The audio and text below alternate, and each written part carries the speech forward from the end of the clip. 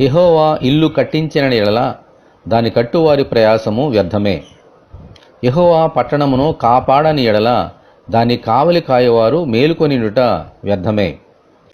దేవుని చిత్తము లేకుండా ఈ లోకములో ఎవరూ ఏమీ చేయలేరు, ఏమీ పొందుకోలేరు.